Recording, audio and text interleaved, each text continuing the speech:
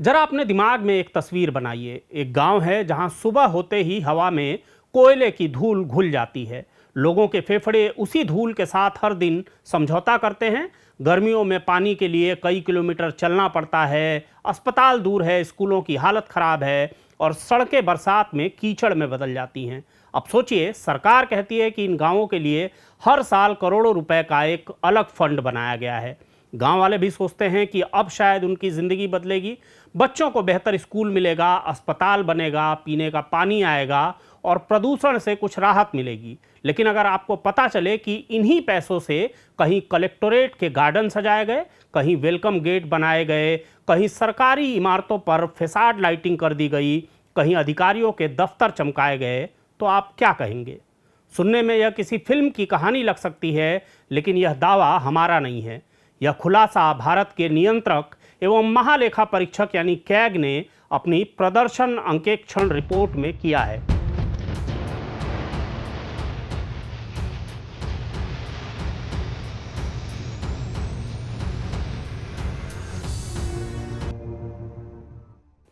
नमस्कार, जरूरी बात में आपका स्वागत है। आप देख रहे हैं सेंट्रल गोंडवाना खबर और मैं हूं राघवेंद्र। छत्तीसगढ़ देश के सबसे खनिज संपन्न राज्यों में से एक है। कोरबा की खदानों से हर दिन हजारों टन कोयला निकलता है। रायगढ़ की धरती से खनिज निकलते हैं। बस्तर, दंतेवाड़ा, कांकेर जैसे जिले देश की अर्थव्यवस्था को ताकत देते हैं।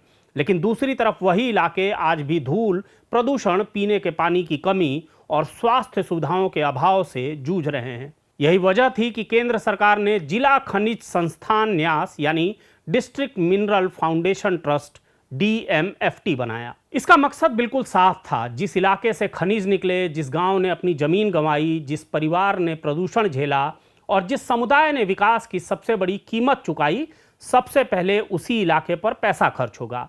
इस पैसे से अस्पताल बनेंगे, स्कूल सुधरेंगे, पीने के पानी की व्यवस्था होगी, पर्यावरण संरक्षण होगा, लोगों की आजीविका बेहतर होगी। यानी खदानों से निकलने वाला पैसा वापस उन्हीं लोगों के जीवन में लौटेगा जिन्होंने इसकी सबसे ज्यादा कीमत चुकाई। लेकिन कैग की रिपोर्ट एक बिल्कुल अलग कहानी सुनाती है। रिपोर्ट के मुताबिक कई जिलों में DMFT का पैसा उन कामों पर खर्च किया गया जिनका खदान प्रभावित लोगों से कोई लेना देना ही नहीं था। प्रधानमंत्री खनिज क्षेत्र कल्याण योजना यानी PMKKY ने साफ तय किया है कि DMFT का पैसा किन प्राथमिकताओं पर खर्च होगा। लेकिन ऑडिट में पाया गया कि कई जिलों ने इन प्राथमिकताओं को ही नजरअंदाज कर दिया। कैग ने 12 जिलों के ऑडिट में पाया कि 80 ऐसे कामों पर 30 करोड़ 73 लाख रुपए खर्च किए गए जो PMKKY की प्राथमिकताओं में शामिल ही नहीं थे। रिपोर्ट साफ लिखती है कि इन कार्यों का खदान प्रभावित लोगों के स्वास्थ्य, शिक्षा, पेयजल, पर्यावरण या आजीविका से कोई प्रत्यक्ष संबंध नहीं था। यानी पैसा तो खर्च हुआ, लेकिन सवाल यह है कि क्या उस परिवार की जिंदगी बदली जिसके नाम पर यह पूरा फंड बनाया गया था। ऑडिट के दौरान CAG ने पाया कि DMFT की राशि से कई जगह कलेक्टोरेट परिसरों में गार्डन बनाए गए, सरकारी भवनों का सौंदर्यीकरण किया गया, फैसाड लाइटिंग लगाई गई, वेलकम गेट बनाए गए, कार्यालयों का निर्माण और मरम्मत की गई, प्रशासनिक सुविधाओं पर पैसा खर्च हुआ। जरा सोचिए, एक तरफ गांव में लोग पानी के लिए भटक रहे हैं, दूसरी तरफ उसी जिले में खदान प्रभावितों के नाम पर मिले पैसों से सरकारी परिसर चमकाया जा रहा है। यही नहीं, CAG की रिपोर्ट में ऐसे खर्चों का भी जिक्र है जिनका DMFT के उद्देश्य से दूर दूर तक कोई संबंध नहीं दिखता। कुछ जिलों में भूमि अभिलेखों के डिजिटाइजेशन पर पैसा खर्च किया गया, कुछ जगह कार्यालयीन गतिविधियों पर और कुछ मामलों में सोशल मीडिया प्रचार सामग्री और जनसंपर्क गतिविधियों पर भी DMFT का पैसा खर्च किया गया। भूमि अभिलेखों का डिजिटाइजेशन प्रशासन के लिए जरूरी हो सकता है, सरकारी प्रचार भी सरकार का काम हो सकता है, लेकिन कैग ने साफ कहा कि DMFT का पैसा इन उद्देश्यों के लिए नहीं बनाया गया था। यह पैसा केवल और केवल खदान प्रभावित लोगों के प्रत्यक्ष कल्याण के लिए है। PMKKY के नियम कहते हैं कि सबसे पहले यह तय किया जाएगा कि कौन से गांव प्रत्यक्ष रूप से खनन प्रभावित हैं और कौन से परोक्ष रूप से प्रभावित। इसके बाद उन्हीं गांवों के हिसाब से योजना बनेगी और पैसा खर्च होगा। लेकिन कैग ने पाया कि कई जिलों में यह मूल प्रक्रिया पूरी ही नहीं की। गांवों की पहचान किए बिना ही योजनाएं शुरू कर दी गई। नतीजा ये हुआ कि 1060 करोड़ 70 लाख रुपए ऐसे इलाकों में खर्च कर दिए गए जिन्हें औपचारिक रूप से खदान प्रभावित घोषित ही नहीं किया गया था। यानी पहले पैसा खर्च हो गया, बाद में यह भी तय नहीं था कि जिन लोगों के नाम पर पैसा खर्च किया जा रहा है वे वास्तव में खदान प्रभावित हैं भी या नहीं। ऑडिट में बालोद, बस्तर, बिलासपुर, कोंडागांव, कोरबा, महासमुंद, मुंगेली, रायपुर, राजनांदगांव और सुकमा समेत कई जिलों का उल्लेख किया गया है। कैग का कहना है कि इन जिलों में प्रभावित क्षेत्रों की पहचान पूरी किए बिना ही डीएमएफटी की राशि खर्च की गई। इसका सबसे बड़ा नुकसान यह हुआ कि यह सुनिश्चित ही नहीं हो पाया कि पैसा वास्तव में उन्हीं लोगों तक पहुंचा या नहीं जिनके लिए यह फंड बनाया गया था। रिपोर्ट का एक और चौंकाने वाला तथ्य यह है कि जिन गांवों को सबसे पहले फायदा मिलना चाहिए था वे ही पीछे रह गए। कैग ने पाया कि 11 जिलों में प्रत्यक्ष रूप से प्रभावित 44% गांव डीएमएफटी योजनाओं के लाभ से बाहर रह गए। यानी जिन लोगों ने खनन का सबसे ज्यादा असर झेला वही सरकारी योजनाओं से वंचित रह गए और इस दौरान हजारों करोड़ रुपए खर्च भी हो चुके थे। रिपोर्ट यह भी बताती है कि कई परियोजनाएं स्वीकृत होने के बाद बीच में ही रद्द करनी पड़ी। सबसे ज्यादा परियोजनाएं कोरबा और रायगढ़ में निरस्त हुई। इससे सीएजी ने सवाल उठाया कि क्या योजनाएं वास्तव में जमीन की जरूरत देखकर बनाई गई थी या फिर पहले मंजूरी दे दी गई और बाद में पता चला कि उनकी जरूरत ही नहीं थी। यानी समस्या केवल पैसे के खर्च की नहीं थी, समस्या योजना बनाने के तरीके में भी थी। डीएमएफटी का पैसा कई जगह उन कामों पर खर्च हुआ जो खदान प्रभावित लोगों की प्राथमिक जरूरतों से जुड़े ही नहीं थे। लेकिन कैग की रिपोर्ट का सबसे दिलचस्प हिस्सा तब शुरू होता है जब ऑडिट टीम फाइलों से निकलकर जमीन पर पहुंचती है, क्योंकि कागज पर तो लगभग हर योजना सफल दिखाई देती है, पैसा स्वीकृत हो जाता है, ठेके मिल जाते हैं, निर्माण पूरा दिखा दिया जाता है। लेकिन असली सवाल यह है कि क्या उन करोड़ों रुपए से लोगों की जिंदगी बदली भी या नहीं। कैग ने कई जिलों में भौतिक सत्यापन किया। जो तस्वीर सामने आई उसने सिर्फ वित्तीय प्रबंधन ही नहीं बल्कि पूरी योजना बनाने की प्रक्रिया पर ही सवाल खड़े कर दिए। कई परिसंपत्तियां या तो अधूरी मिली, कई का उपयोग नहीं हो रहा था और कुछ ऐसी थी जिनका उद्देश्य ही समझ से परे था। सबसे पहले बात कोरबा की। कोरबा में डीएमएफटी के पैसे से मल्टी लेवल पार्किंग बनाने की मंजूरी दी गई। इस परियोजना के लिए 17.09 करोड़ रुपए स्वीकृत किए गए। ऑडिट तक 12.79 करोड़ रुपए खर्च भी हो चुके थे। लेकिन जब कैग की टीम मौके पर पहुंची तो पाया कि जिस पार्किंग को शहर की जरूरत बताकर बनाया गया था उसका उपयोग अपेक्षा के अनुरूप नहीं हो रहा था।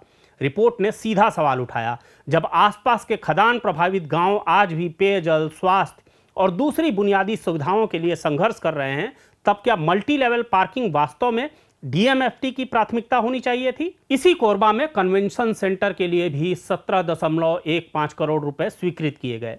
भारी खर्च हुआ, लेकिन ऑडिट में पाया गया कि उसका उपयोग बेहद सीमित था। यही नहीं, आर्ट एंड कल्चर सेंटर के लिए 3.76 करोड़ रुपए स्वीकृत किए गए। कैग ने पाया कि यह परियोजना भी अपेक्षित परिणाम नहीं दे सकी। परिसंपत्ति का उपयोग सीमित था और योजना बनाते समय स्थानीय जरूरतों का पर्याप्त आंकलन नहीं किया गया। यानी इमारतें तो बन गई, लेकिन सवाल वही रहा, क्या इससे खदान प्रभावित परिवारों की जिंदगी बेहतर हुई? इसी तरह कई जिलों में बायोगैस प्लांट लगाए गए। उद्देश्य अच्छा था, जैविक कचरे से ऊर्जा बने और गांवों को लाभ मिले। लेकिन जब कैग की टीम मौके पर पहुंची तो कई प्लांट या तो बंद मिले या अपनी क्षमता के अनुसार काम ही नहीं कर रहे थे। रिपोर्ट में कहा गया कि परियोजना शुरू करने से पहले यह सुनिश्चित ही नहीं किया गया कि उनका संचालन कौन करेगा, रखरखाव कैसे होगा और तकनीकी सहायता कौन देगा। नतीजा यह हुआ कि करोड़ों रुपए की परिसंपत्तियां खड़ी तो हो गई, लेकिन अपने उद्देश्य तक कभी पहुंच ही नहीं सकी। बिलासपुर जिले में महिलाओं और ग्रामीण परिवारों की आय बढ़ाने के लिए माइक्रोचिक यूनिट शुरू की गई। इरादा अच्छा था, लेकिन ऑडिट में पता चला कि कई इकाइयां ठीक से चल ही नहीं रही। कहीं लाभार्थियों को प्रशिक्षण नहीं मिला, कहीं तकनीकी सहयोग नहीं मिला और कहीं परियोजना शुरू होने के कुछ समय बाद ही बंद हो गई। कोंडागांव में लोगों की आजीविका बढ़ाने के लिए पिग शेड और गोट शेड बनाए गए, लेकिन कैग ने जब निरीक्षण किया तो कई जगह शेड खाली पड़े मिले, कहीं पशु ही नहीं थे, कहीं लाभार्थियों ने उनका उपयोग नहीं किया और कहीं परियोजना अधूरी छोड़ दी गई। रिपोर्ट कहती है कि केवल शेड बना देने से आजीविका नहीं बनती, लाभार्थियों का चयन, प्रशिक्षण और आगे की व्यवस्था भी उतनी ही जरूरी होती है। महासमुंद जिले का उदाहरण तो और भी चौंकाने वाला है। यहाँ डीएमएफटी के पैसे से टॉय ट्रेन परियोजना स्वीकृत की गई। कैग ने सवाल उठाया कि जब खदान प्रभावित इलाकों में लोग पेयजल, स्वास्थ्य और शिक्षा जैसी बुनियादी सुविधाओं से वंचित हैं, तब मनोरंजन आधारित परियोजनाओं को प्राथमिकता देना योजना की मूल भावना के अनुरूप कैसे माना जा सकता है। बालोद में कड़कनाथ पोल्ट्री और मशरूम उत्पादन जैसी आजीविका योजनाएं शुरू की गई। रायपुर में लेमन ग्रास ऑयल यूनिट और गोबर पेंट निर्माण इकाई स्थापित की गई। लेकिन ऑडिट में इन परियोजनाओं के संचालन और उनके वास्तविक परिणामों पर भी सवाल उठाए गए। कैग का संदेश साफ था, परियोजना केवल इसलिए सफल नहीं मानी जा सकती कि उसकी बिल्डिंग बन गई या मशीनें खरीद ली गईं। उसकी सफलता इस बात से तय होगी कि क्या उससे लोगों की जिंदगी में बदलाव आया। और कैग की रिपोर्ट यही नहीं रुकती। कैग ने खरीद प्रक्रिया की भी जांच की और यहां भी गंभीर खामियां सामने आई। सरकारी खरीद का सबसे बड़ा नियम है कि खुली और प्रतिस्पर्धी निविदा निकाली जाए ताकि सरकार को अच्छी गुणवत्ता उचित कीमत पर मिल सके। लेकिन ऑडिट में पाया गया कि 17.49 करोड़ रुपए की खरीद कई मामलों में ओपन टेंडर की बजाय सीमित कोटेशन के आधार पर की गई। इससे प्रतिस्पर्धा कम हुई और यह सुनिश्चित नहीं किया जा सका कि सरकार को सबसे बेहतर सामान मिला या नहीं। एक और गंभीर बात सामने आई। 38.82 करोड़ रुपए की खरीद ऐसे मामलों में की गई जहां सामान की तकनीकी विशेषताएं स्पष्ट रूप से तय ही नहीं की गई थी। यानी क्या खरीदा जाएगा, उसकी गुणवत्ता कैसी होगी, उसके मानक क्या होंगे, यह पहले से स्पष्ट नहीं था। ऐसी स्थिति में गुणवत्ता प्रभावित होना स्वाभाविक है और हुआ भी यही। रिपोर्ट का शायद सबसे प्रतीकात्मक उदाहरण आदिवासी छात्रावासों का है। डीएमएफटी के पैसों से खरीदा गया फर्नीचर कुछ ही समय बाद दीमकग्रस्त पाया गया। निरीक्षण के दौरान कई जगह अलमारियां, टेबल और दूसरी सामग्री खराब निकली। जिस पैसे से आदिवासी विद्यार्थियों को बेहतर सुविधाएं मिलनी थी, उसकी गुणवत्ता पर ही सवाल खड़े हो गए। पेयजल योजनाओं की स्थिति भी अलग नहीं थी। PMKKY में स्वच्छ पेयजल सबसे बड़ी प्राथमिकताओं में शामिल है। इसी उद्देश्य से कई जिलों में आरओ आधारित जल शुद्धिकरण संयंत्र लगाए गए। लेकिन कैग की टीम जब मौके पर पहुंची तो कई आरओ प्लांट बंद पड़े मिले। कहीं बिजली कनेक्शन नहीं था, कहीं रख रखाव नहीं हुआ और कहीं मशीन खराब होने के बाद दोबारा चालू ही नहीं की गई। बिलासपुर जिले में मल्टी एक्टिविटी सेंटर में गारमेंट फैक्ट्री लगाने के लिए जारी टेंडर की जांच में भी कैग ने पाया कि निविदा दस्तावेज में कुछ मशीनों के लिए विशिष्ट कंपनी के उत्पादों का उल्लेख किया गया। इससे बाकी कंपनियां स्पर्धा से बाहर हो गई। कैग ने कहा कि सरकारी खरीद की शर्तें ऐसी होनी चाहिए जिससे अधिकतम प्रतिस्पर्धा हो, न कि किसी एक कंपनी को फायदा मिले। रिपोर्ट में प्रशासनिक कमियों का भी जिक्र है। कई जिलों में जरूरी रजिस्टर तक नहीं रखे गए। प्रशासनिक स्वीकृति, तकनीकी स्वीकृति, धन जारी करने और उपयोगिता प्रमाण पत्रों का व्यवस्थित रिकॉर्ड उपलब्ध नहीं था। कई जगह सारी जानकारी केवल एक्सेल सीट में रखी जा रही थी, जिसे बाद में बदला भी जा सकता था। इससे जवाबदेही और वित्तीय नियंत्रण दोनों कमजोर हुए। मानव संसाधन की स्थिति भी चिंताजनक मिली। 12 जिलों के डीएमएफटी कार्यालयों में 97 स्वीकृत पदों के मुकाबले केवल 45 कर्मचारी कार्यरत थे, यानी 54% पद खाली थे। 2 जिलों में तो एक भी स्वीकृत पद पर नियुक्ति नहीं थी। जब परियोजनाओं की निगरानी करने वाले लोग ही नहीं होंगे तो योजनाओं की गुणवत्ता कैसी होगी, इसका अंदाजा लगाया जा सकता है। इतना ही नहीं, गवर्निंग काउंसिल और मैनेजमेंट कमेटी की बैठकें भी नियमों के अनुसार नियमित नहीं हुई। जिन बैठकों में योजनाओं की समीक्षा होनी थी, जवाबदेही तय होनी थी और कमियों को सुधारा जाना था, वे ही समय पर नहीं हुई। पारदर्शिता की स्थिति भी संतोषजनक नहीं थी। कई डीएमएफटी वेबसाइटों पर परियोजनाओं, खर्च, बैठकों और प्रगति से जुड़ी अनिवार्य जानकारी उपलब्ध ही नहीं थी या वर्षों से अपडेट नहीं की गई थी।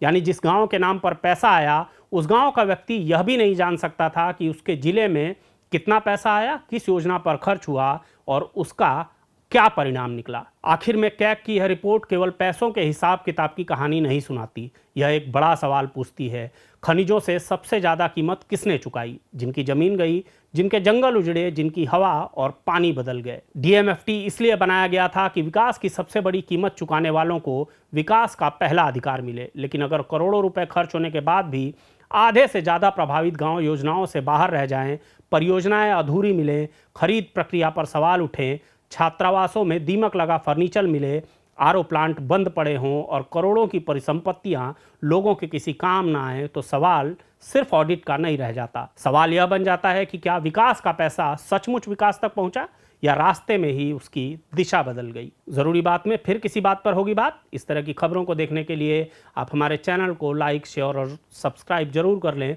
हमेशा की तरह हमें अपनी खबरों पर आपके कमेंट्स का भी इंतज़ार रहता है।